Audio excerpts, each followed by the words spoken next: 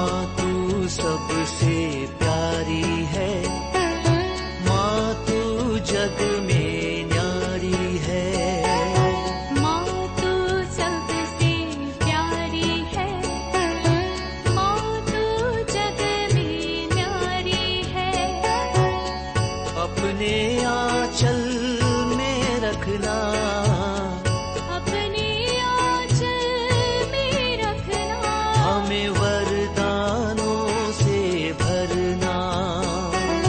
माँ तू सबसे प्यारी है, माँ तू जग में न्यारी है। माँ तू सबसे प्यारी है, माँ तू जग में न्यारी है। Mr. Rajan Samuel, a great missionary in Hindi heartland, first class with distinction. पिता, पुत्र और पवित्र आत्मा के नाम पर आमीन। आप सबों को जय यीशु। हम लोग इन दिनों में मार्कुस का सुसमाचार सीखते जा रहे हैं। कल परसों हम लोग मार्कुस के सुसमाचार के विषय में अच्छी तरह पढ़ाई किया और उसी से आने वाला एक सवाल मार्कुस के सुसमाचार अध्याय 2 के अंदर वाक्य 15 से 17 तक, वहाँ पर हम लोगों को यीशु मसीह ने लेवी को अपने शिष्य के रूप में बुलाता हुआ, लेवी माने मत्ती, चुंगीगर में बैठा हुआ था, उसे अपने शिष्य के रूप में बुला रहा है। इसका मतलब ये जो मत्ती है, लेवी, एक नाकेदार है, कर वसूल करने वाले, और फरीसी शास्त्री लोग उन्हें पापी मानते हैं, नाकेदारों को बहुत ही बड़ा पापी मानते हैं। इसके बाद ईसा मसीह और शिष्य लोग मत्ती के घर में, लेवी के घर में भोजन करने के लिए गया। उस समय पर वहां अनेकों नाकेदार लोग, पापी लोग वहां आए, ईसा मसीह के साथ भोजन करता हुआ पाए। वहां पर फरीसी और शास्त्री ये देख करके ईसा मसीह के शिष्य लोगों से बोलने लगा, देखो ये आदमी पापी और नाकेदारों के साथ भोजन करते हैं। यह सुनकर के प्रभु एक जवाब देते हैं। अभी सवाल यह है, ईसा मसीह के इस जवाब में वाक्य 17 में लिखा है, ईसा ने यह सुनकर उनसे कहा, निरोगियों को नहीं, रोगियों को वैद्य की जरूरत होती है। मैं धर्मियों को नहीं, पापियों को बुलाने आया हूं। मैं धर्मियों को नहीं, पापियों को बुलाने आया हूं। यीशु क्रिस्त ईश्वर है, वह इस संसार में आया पापियों के लिए कह करके बोल रहा है। इसका मतलब धार्मिक जीवन जीना क्या गलत है? प्रभु ईसा मसीह बोल रहे हैं, मैं धर्मियों के लिए नहीं आया, जो धार्मिक अच्छा जीवन, पवित्र जीवन जी रहा है, मैं उनके लिए नहीं आया, मैं पापियों को बुलाने आया हूं। तो सवाल ये पूछा है कि ईसा मसीह ने ऐसा क्यों कहा? क्या ईसा मसीह पापियों के लिए मात्र आया है? जो अच्छा पवित्र जीवन जी रहा है उनके लिए नहीं आया है क्या? बहुत ही अच्छा सवाल। केवल मार्कुस के सुसमाचार में नहीं, मत्ती के सुसमाचार और लूकस के सुसमाचार में भी हम लोगों को यह भाग पढ़ने के लिए मिलता है। मत्ती के सुसमाचार अध्याय 9 के अंदर, वहां पर हम लोगों ने थोड़ा सा चर्चा किया था जब मत्ती का सुसमाचार जब पढ़ रहा था।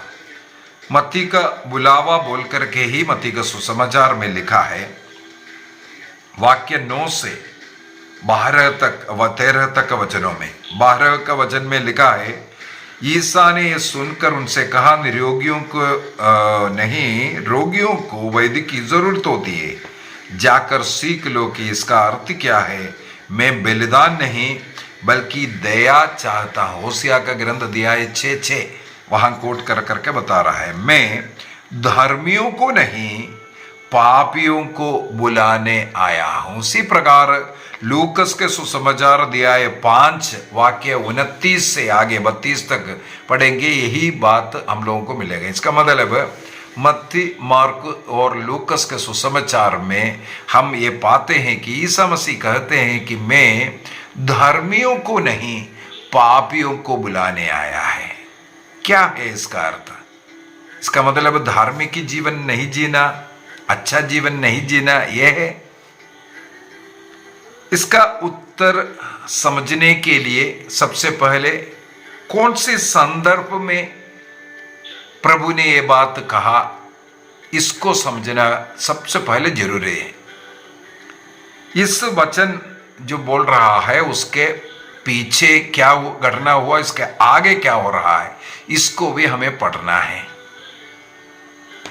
एक वचन का अर्थ को समझने के लिए इस प्रकार पीछे का इतिहास, आगे का इतिहास, सब कुछ को देखना, घटनाओं को देखना है। इसके बाद अभी यहां पर हमें मालूम है, जैसे इसलिए मैंने ऊपर से ही पढ़ करके आया, ईसा मसीह ने उन लोगों से कहा जो ईसा मसीह को पापियों के बीच में, नाकेदारों के बीच में बैठ करके खाना खाते हुए अच्छा नहीं लग रहा था।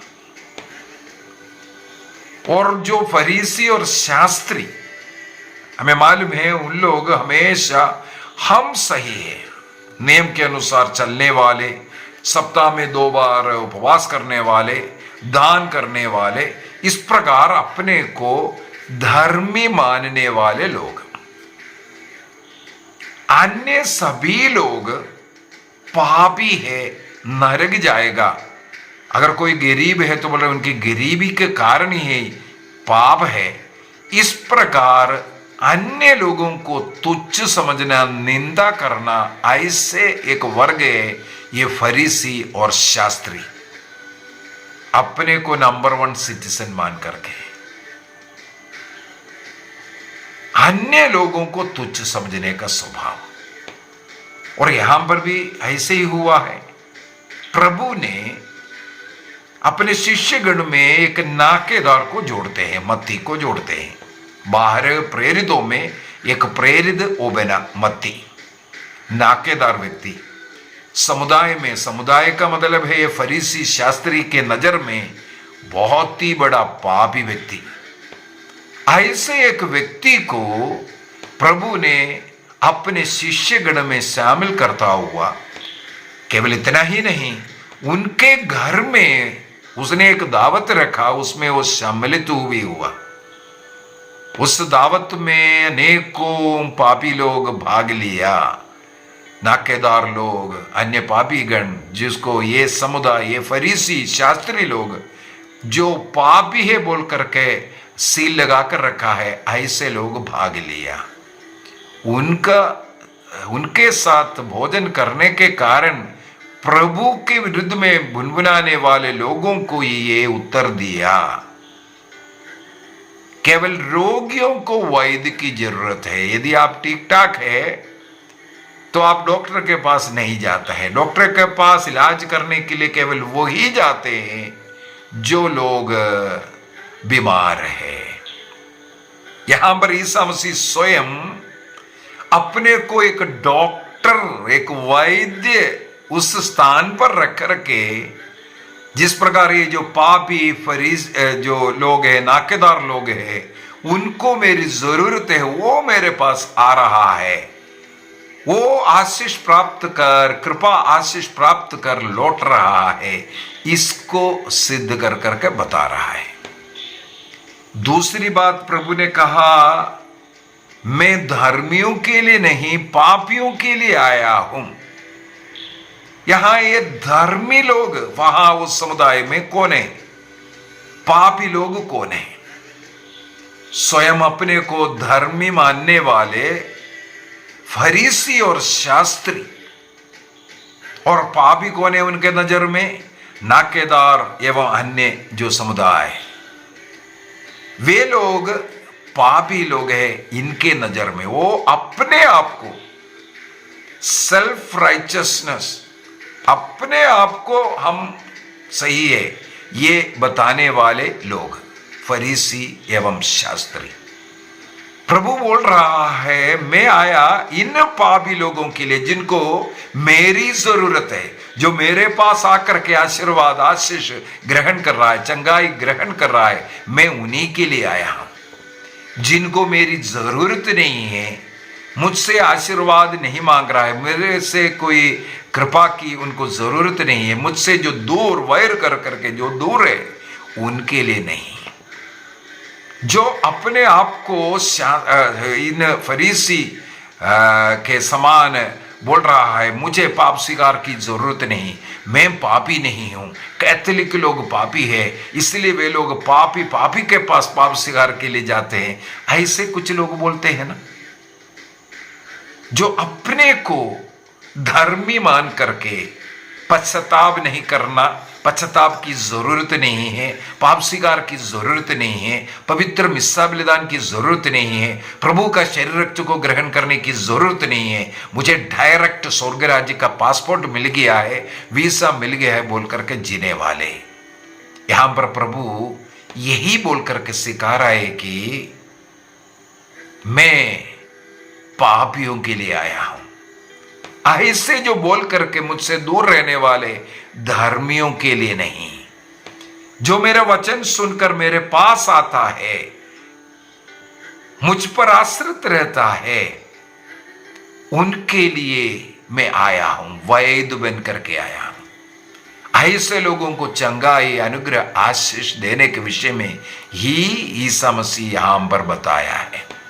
इसका यह मतलब बिल्कुल नहीं है हमें धार्मिक जीवन नहीं जीना चाहिए, पापी जीवन जिएगा तभी ईसा मसीह मिलेगा, ये सोच शैतानी सोच है। यहां पर प्रभु ऐसा नहीं कहा है। प्रभु ने उन शास्त्री और फरीसियों को बोला जो अपने को धर्मी मान करके, प्रभु का जरूरत नहीं है, मुक्तिदाता इस संसार में मुक्ति देने के लिए आया, लेकिन इन फरीसियों और शास्त्रियों को उस मुक्ति की जरूरत नहीं है।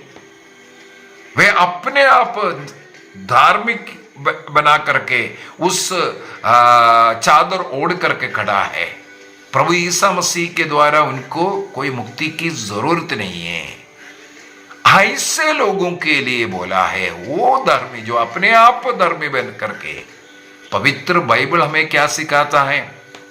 यदि हम रोमियों का पत्र अध्याय 3 वाक्य 23 को पढ़ेंगे, वहां पर संत पौलुस रोमियों को लिखते हुए कहते हैं एक भी व्यक्ति धर्मी नहीं है, सब मनुष्यों को पश्चाताप की जरूरत है, पाप स्वीकार करने की जरूरत है। प्रतिदिन हम मन वचन कर्म के द्वारा बारंबार पाप करते रहता है, इसलिए हम सब लोग पापी है।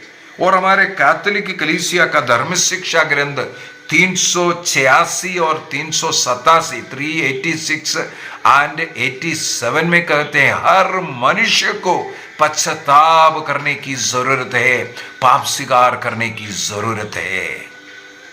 हर मनुष्य को, चाहे संत पापा क्यों ना हो, बिशप्स लोग क्यों ना हो, पुरोहित लोग क्यों ना हो, हम साधारण मनुष्य क्यों ना हो, सबों को पश्चाताप करने का, पाप स्वीकार करने की जरूरत है। यदि कोई कहते हैं नहीं मुझे कोई जरूरत नहीं, ये इन फरीसियों के समान नष्ट होने के लिए है, अपने आप को धर्मी मान करके जी रहा है। अपने पास आने वाले उन पापियों को क्यों, इन नाकेदारों को, पापियों को प्रभु स्वागत करते हैं? क्योंकि वे अपने हृदय में वो पश्चातापी दीनहीन हृदय के साथ उनके सामने आकर के बैठा हुआ है। दो व्यक्ति प्रार्थना करने के लिए मंदिर गया, ईसा मसीह ने स्वयं दृष्टांत बताया। एक फरीसी एकदम सामने जाकर के ढिंडोरा पीट रहा था, मैं वो जो पीछे खड़ा है वो नाकदार, वो पापी मनुष्य के समान नहीं, मैं तो पूरे नियमों का पालन करने वाला हूं, मैं तो सप्ताह में 2 बार उपवास करता हूं, गरीबों को दान देता हूं। अपना इस प्रकार धार्मिकता को गिना गिना करके वो प्रार्थना कर रहा था। लेकिन वो पापी मनुष्य प्रभु की ओर आंखें ऊपर उठाने भी अपने को लायक नहीं समझ रहा था। विनम्रता के साथ वो रो रो करके वहां प्रार्थना करते हैं, अपने पापी में पापी हूं बोल करके। इसके बाद दोनों प्रार्थना कर करके निकल रहे हैं। प्रभु कहते हैं, इनमें से ये जो पापी है, नाकेदार, जो फरीसी ने छापा लगा दिया ये पापी है, वही व्यक्ति प्रभु से अनुग्रह आशीष प्राप्त कर करके गया। इस प्रकार प्रभु के पास आकर के जो पापों को स्वीकार करते हैं, उनसे केवल ईश्वर एक ही बात बोलते हैं। योहन का सुसमाचार को अगर हम पढ़ेंगे अध्याय 8 के अंदर, एक व्यभिचारिणी स्त्री को प्रभु के पास लेके आए। मूसा के नियम के अनुसार इन्हें पत्थर मारना है। सब लोग ऐसे फरीसी फीड लगाया। मूसा के नियम धर्म ग्रंथ कहता है इस प्रकार पकड़ने वाली को पत्थर से मार डालना चाहिए, सबों के हाथ में पत्थर। तुम क्या कहते हो? वे लोग चाहता था इस स्त्री के साथ ईसा मसीह को भी मार डालेंगे। और प्रभु ने यही कहा, यदि तुम्हें कोई निष्पापी व्यक्ति है वो इसे पत्थर मारने के लिए। हम लोग देखते हैं उस कहानी के अंदर सब लोग वहां से भाग गया। यह कहा जाता है ईसा मसीह इसके बाद झुक करके जमीन पर लिख रहा था, जो पत्थर लेकर के खड़े हैं उनके पापों को लिखा। वो देख करके वो भयभीत होगा, भाग गया। पहले आरोप लगाते वक्त ईसा मसीह झुक करके जमीन पर लिख रहा था करके लिखा। जिनके विरुद्ध में आरोप लगा रहा था, उस स्त्री के विरुद्ध में, उस स्त्री के अंदर जितना गुण है उसको प्रभु ने लिख डाला। इसके बाद उनसे कहा, तुम में अगर कोई निष्पाप व्यक्ति है वो पत्थर मार दो। इसके बाद उन लोगों का पापों को लिखना शुरू किया। तब सबके सब छोड़ करके भाग गया। इसके बाद सिर उठा करके प्रभु देखा कोई नहीं है, केवल वो स्त्री रोती हुई विलाप करती हुई खड़ी है। प्रभु ने एक ही आग्रह किया, योहन के सुसमाचार अध्याय 8 वाक्य 11। प्रभु केवल यही चाहते हैं, अब से पाप नहीं करना। मैं दंडने देने नहीं आया, मैं तुम्हारा उद्धार करने के लिए आया। तुम्हें इस पाप के चंगुल से बचाने के लिए मैं आया, लेकिन अब से पाप नहीं करना है। होसिया का ग्रंथ अध्याय 6 को बोल करके इसलिए यहां पर बोल करके दिया, तुम जाकर के सीख लो। ईश्वर दया चाहते हैं, दया दया। मार्कुस के सुसमाचार के अंदर जब इन लोगों ने फरीसी के ऊपर, नाकेदार के ऊपर उंगली उठा रहा था, तब प्रभु उनको बोल करके यही देख दिया, तुम लोगों को जाकर के सीखना चाहिए। मत्ती का सुसमाचार अध्याय 9 वाक्य 13, मैं बलिदान नहीं बल्कि दया चाहता हूं, पापियों पर दया। जो दुखित पीड़ित, जो ऐसे लोग जो दया, प्रभु की इस दया और करुणा उन लोगों का मन परिवर्तन कराता है, पश्चाताप की ओर लेकर के जाता है। जब मत्ती का सुसमाचार में सिखाया उस समय पर हम लोगों ने मनन चिंतन किए, कौन सा पश्चाताप। ईसा मसीह ने सुसमाचार का प्रचार यही बोल करके शुरू किया था। हम लोगों ने मार्कुस का सुसमाचार का अध्याय 1 वाक्य 15 में भी इस वचन पर मनन चिंतन किया था। ईसा मसीह ने लोगों के सामने सुसमाचार सुनाते हुए यही कहा, यहां पर बाइबल के अंदर हम लोगों को पश्चाताप करो, सुसमाचार में विश्वास करो, क्योंकि ईश्वर का राज्य निकट आया है, यही बोलकर के ईसा मसीह ने अपने सुसमाचार का प्रचार शुरू किया। ये पश्चाताप, ये बाहरी कोई रोना धोना, ये सब नहीं है। उस समय पर मैंने बोल करके दिया था, ये आंतरिक परिवर्तन। जब प्रभु का, ईश्वर का वो दया उनको मिलता है, करुणा का, प्रेम का अनुभव करता है, तब उन पापी लोगों के हृदय में, मन में एक आंतरिक परिवर्तन होता है। तब मैंने बोल करके दिया था, वहां पर जो एक शब्द लिखा हुआ है, ओ मेटानोइया, ये शब्द लिखा हुआ है, मेटानोइया शब्द लिखा हुआ है ग्रीक भाषा में। हम लोगों का हिंदी ट्रांसलेशन में उसको पश्चाताप करो कर करके। एक्चुअली मेटानोइया शब्द का अर्थ ही यही है, जब ईश्वर की वो करुणा दया का अनुभव करने वाले लोगों का वो आंतरिक मन का एक परिवर्तन, मन का एक परिवर्तन। हिब्रू भाषा में उस जगह पर शुभ शब्द को लिखा हुआ है। हिब्रू भाषा में उसके लिए, ये जो मेटानोइया के लिए शुभ लिखा है। शुभ का मतलब है एकदम यूटर्न करना, एकदम यूटर्न करना। जिस गति में, जिस रीति में, जिस ट्रैक में पापमय जीवन जीते हुए हम आगे बढ़ रहा है, वहां से प्रभु की ओर यूटर्न करना।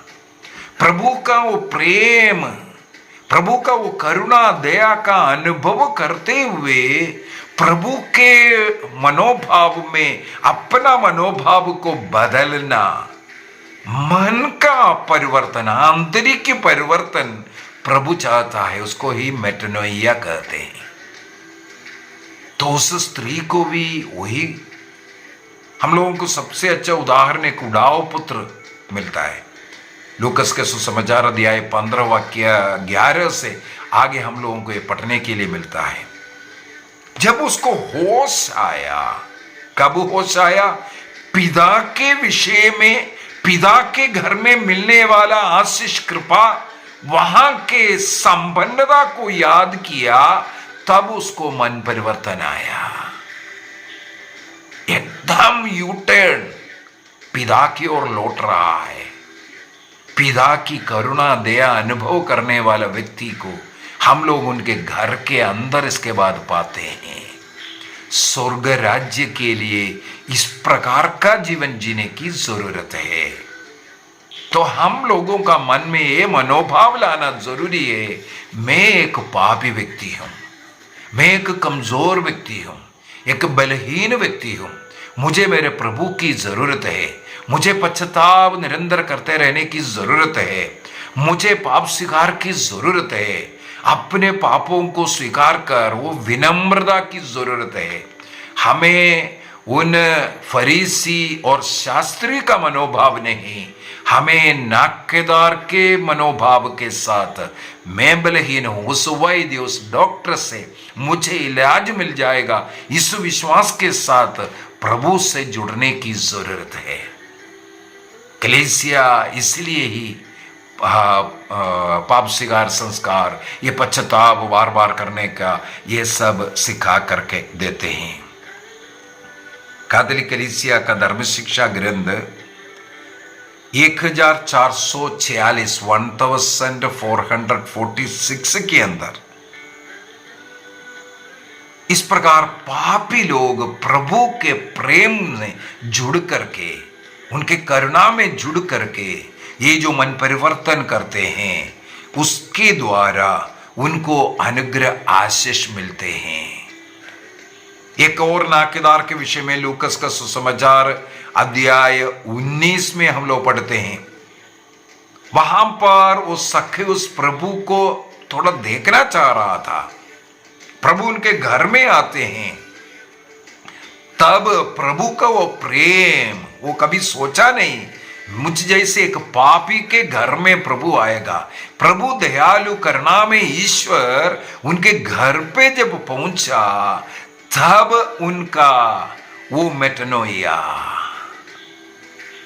मन परिवर्तन, वो खड़े होकर के अपने पापों को वहां स्वीकार करता हुआ, और प्रभु ने वहां पर यही कहा है, मैं इसलिए आया हूं, वाक्य 10 के अंदर। अब्राहम के ऐसे कई संतान हैं जो पाप के बंधन में पड़ा हुआ है, उन्हें वहां से निकालने के लिए आया है। उसके लिए हमारे अंदर एक विनम्रता की जरूरत है। हाँ, मैं पापी हूं बोल करके उसे स्वीकार करने की जरूरत है। योहन अपने पहले पत्र में इसलिए लिखा है, यदि कोई ये कहता है कि मैं पाप नहीं किया है, योहन का पहला पत्र दिया 1 वाक्य 8 और 9 में, वो अपने को धोखा दे रहा है। मुझे पाप स्वीकार की जरूरत नहीं, मैं क्यों एक मनुष्य के पास, एक पुरोहित के पास जो पापी है स्वयं, उनके पास जाकर के मैं क्यों पाप स्वीकार करूं। इस प्रकार तर्क वितर्क करने वाला उस फरीसी और शास्त्री के बराबर। लेकिन उनके पास जाकर के विनम्रता से अपने गलतियों को स्वीकार करते हैं, और प्रभु ईसा मसीह के द्वारा मिले हुए उस अधिकार के साथ वे उनसे पाप क्षमा मांगते हैं, करुणा कृपा का अनुभव करते हैं सब पाप स्वीकार में। ये जरूरी है। तो स्वयं ये नहीं बोलना है मैं कोई पाप नहीं किया, मुझे किसी विरोध के पास जाने की जरूरत नहीं।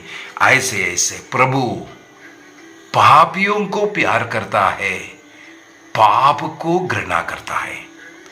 पाप को घृणा कर रहा है, इसलिए पापियों को बुला रहा है, आ जाओ मेरे पास, क्योंकि वो पापी को उसी समय पर प्यार भी करते हैं। तो हमें यह स्वीकार करने की जरूरत है, मैं भी एक पापी हूं, इसलिए मुझे पश्चाताप करने की जरूरत है। प्रतिदिन मुझे पश्चाताप करने की जरूरत है और प्रभु से जुड़ने की जरूरत है। प्रभु यीशु मसीह इसीलिए कलवारी क्रूस पर अपना रक्त बहाकर हमें मुक्ति दिया। बार बार हम प्रभु के पास जाएंगे, वो अपना करुणा हम पर दिखाएगा। आइए हम अपनी आंखें बंद करें। आज हम लोगों ने देखा प्रभु ने क्यों कहा, मैं धर्मियों को नहीं बल्कि पापियों को बुलाने आया। जो अपने आप को धर्मी मानते हैं, मैंने कोई पाप नहीं किया, मुझे पाप स्वीकार की जरूरत नहीं, ऐसे फरीसी के समान, नाक के समान, शास्त्री के समान जो जीवन जी रहा है, उनके लिए नहीं, बल्कि जो अपने को विनम्र कर मैं एक पापी हूं बोल करके अपने पाप अपराध स्वीकार करते रहता है,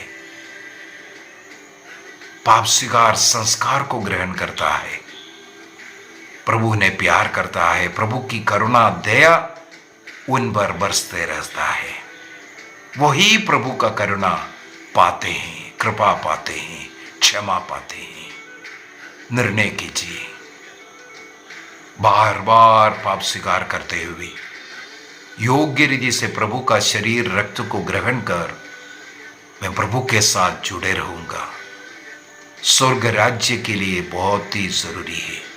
प्रभु हम सबों को आशीष प्रदान करे, पिता पुत्र और पवित्र आत्मा के नाम पर आमीन। आप सबों को जय यीशु।